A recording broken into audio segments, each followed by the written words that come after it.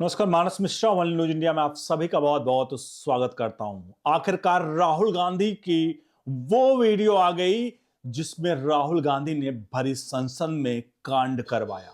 जी हां, राहुल गांधी कैसे महिलाओं के पीछे छिपे, राहुल गांधी कैसे ये पूरा का पूरा एक षड्यंत्र रचा, और वो Rahul Gandhi leader of opposition of parliament है।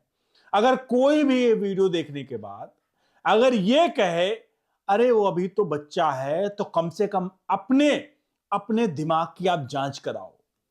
55 साल की उम्र में देश का लीडर ऑफ अपोजिशन बनकर बैठा हुआ व्यक्ति अगर बच्चा है, महिलाओं की आड़ में छिप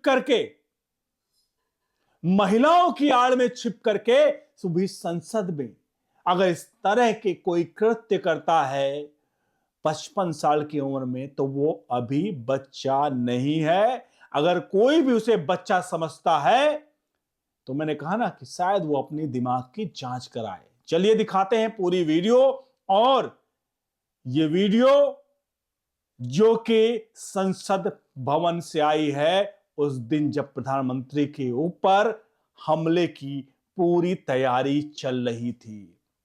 आपसे अनुरोध है, वीडियो के कमेंट बॉक्स में अपनी राय प्रतिक्रिया जरूर दीजिएगा और वीडियो को लाइक शेयर जरूर करिएगा। इससे पहले हम उन विजुअल्स पर चलें, हम आपसे एक चीज चाहेंगे कि आप एक चीज का जवाब दीजिए। संसद हमारा जो होता है वो मुद्दे रखने का, बजट का, इन चीजों के लिए होता है कि हम जहां आम जनता की आवाज को उठाएं और आम जनता को न्याय दिला सके। और वो सब कुछ प्री प्लान्ड होता है, चीजें होती हैं। अब राहुल गांधी संसद में पहुंचते हैं, बजट के जवाब में, मतलब अभिभाषण था, उस पर अपनी बात रखनी थी।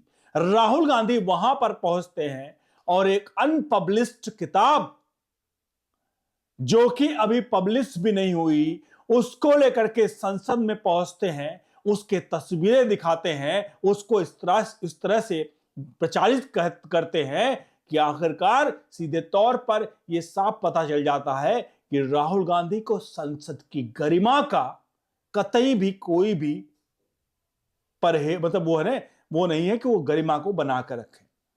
राहुल गांधी संसद में जिस तरह से पहुंचते हैं आप सभी जानते हैं। चलिए पहले आपको दिखा देते हैं वो वीडियो विजुअल्स, उसके बाद हम एक एक चीजें आपको दिखाएंगे जो आपको साफ बताएंगी कि आखिरकार राहुल गांधी ने जो उस दिन किया, क्या वो एक प्रधानमंत्री पर हमला करने की पूर्ण रूप से साजिश, और भी महिलाओं को हथियार बनाकर उनके पीछे छिप करके राहुल गांधी ये सारा का सारा कुत्सित चीजें कर रहे थे। सोशल मीडिया पर इस शब्दावली का लोग प्रयोग कर रहे हैं। तो वीडियो को आप पूरा देखिएगा और लाइक शेयर जरूर करेगा। चलिए दिखाते हैं आपको विजुअल्स। इशारे पर उनके जो एक कार्रवाई हमारे दिनांक 5 फरवरी 2026 को 11 बजे के लिए जो सभापति के कुर्सी पे बैठे थे उनके ऊपर कागज फाड़ करके फेंके गए। ये विजुअल्स जो दिख रही हैं, ये विजुअल्स हैं संसद की, संसद के उस दिन की जिस वक्त प्रधानमंत्री नरेंद्र मोदी का भाषण शाम को 5 बजे होना था और लगभग 4:50 मतलब उससे पहले की, मतलब जो तस्वीरें हैं वो उससे पहले की हैं। जो ये तस्वीरें इस वक्त आपके सामने हैं, प्रधानमंत्री का ये सीट है जो आप देख रहे हैं जहां बैठते हैं, और वहां पर महिलाएं ये अपने पोस्टर चीजें लेकर के वहां पर पहुंचती हैं। लोग तो यहां तक भी कह रहे हैं कि पोस्टर की आड़ में कुछ और भी हो सकता था, मतलब है जो प्रधानमंत्री पर हमले को लेकर के यहां पर बड़ी बात कर रही है।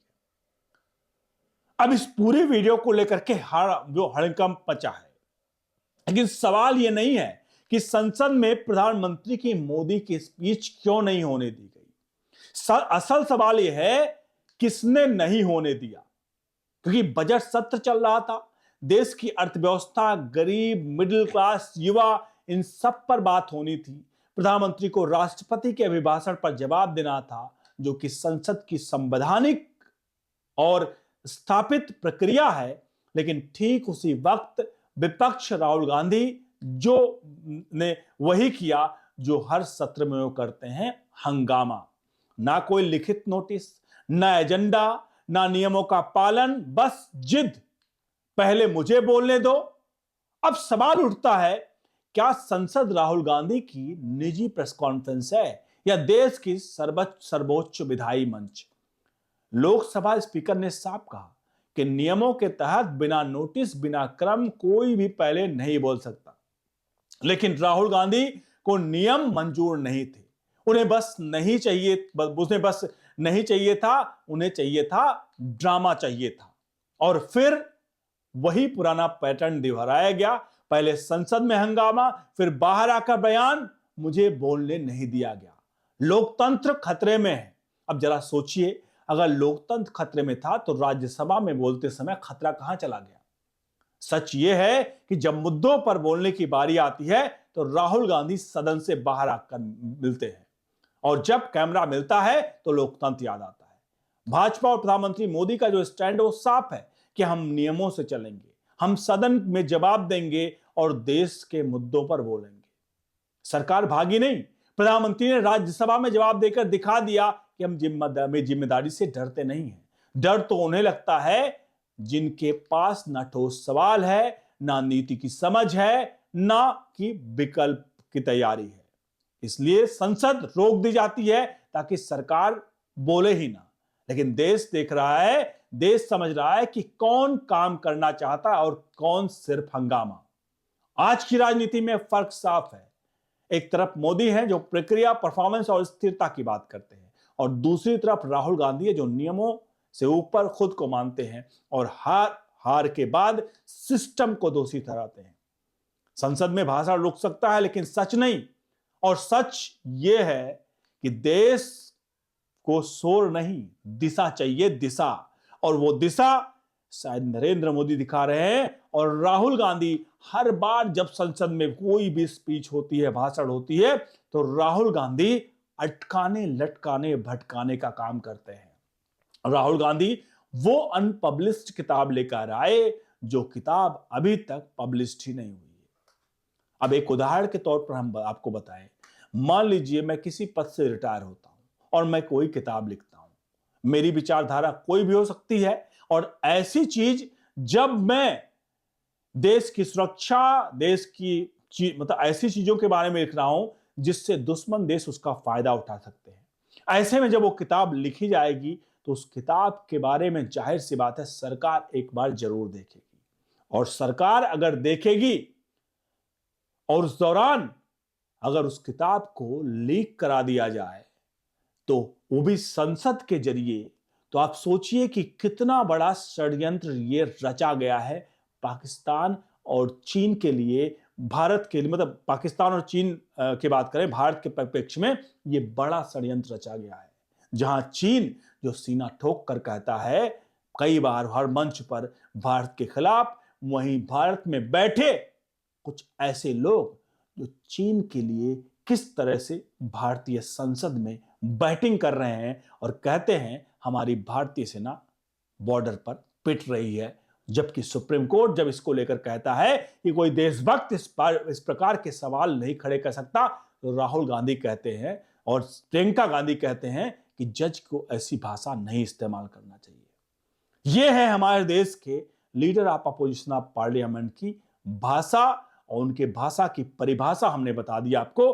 अब आपको डिसाइड करना है कि राहुल गांधी को 55 साल में leader of opposition of parliament बना करके कुछ लोग बच्चे कहते हैं, उनकी हरकतें बचकाना ही होती हैं। अब ऐसे में आप खुद बताइए कि राहुल गांधी क्या इस देश के सबसे बड़े पद पर बैठने वाले हो सकते हैं? क्योंकि लीडर ऑफ अपोजिशन भी आज वो पद है जिससे आप बच्चे को खेल खिलौने की तरह खेलने के लिए नहीं दे सकते हैं। आप सभी से चाहेंगे इस पूरे प्रकरण पर अपनी राय प्रतिक्रिया जरूर दीजिए। प्रधानमंत्री पर क्या कोई बड़ा हमला करने वाली थी कांग्रेस? क्या राहुल गांधी उस महिला की आड़ में, महिलाओं की आड़ में कुछ घटित, मतलब कुछ प्लान्ड घटना करने वाले थे? क्योंकि जब ये सब नहीं हो पाया तो राहुल गांधी संसद के बाहर मेन परिसर गेट पर चिल्लाकर कह रहे हैं, गद्दार गद्दार चिल्ला रहे उन नेताओं को जो नेता शायद देश के लिए काम कर रहे हैं। जो भी हो, किसी को गद्दार कहा जाना, अगर गद्दारी अगर असली पूछी जाए तो 1947 में देश का बंटवारा करके कुछ लोगों ने गद्दारी की। उसके अलावा अक्साई चीन को देकर के कुछ लोगों ने गद्दारी की। चाइना को, कश्मीर मुद्दे को यूनाइटेड नेशन ले जाकर के कुछ लोगों ने गद्दारी की। हिंदुस्तान में वर्शिप एक्ट ला करके हिंदुओं के खिलाफ कुछ लोगों ने गद्दारी की। पाकिस्तान का बंटवारा करके मुस्लिम पर्सनल लॉ बोर्ड बना करके कुछ लोगों ने गद्दारी की। वक्फ बोर्ड पाकिस्तान बनने के बाद हिंदुस्तान में वक्फ बोर्ड बना करके उस पर मुहर लगा कर कुछ लोगों ने गद्दारी की। ये सारे सवाल आज आपसे मैं पूछ रहा हूं कि आखिरकार असली गद्दार कौन? आप कमेंट बॉक्स में बताइए। वीडियो को लाइक शेयर जरूर करिए। बने रहिए ओनली न्यूज नेशन के साथ। बहुत बहुत धन्यवाद।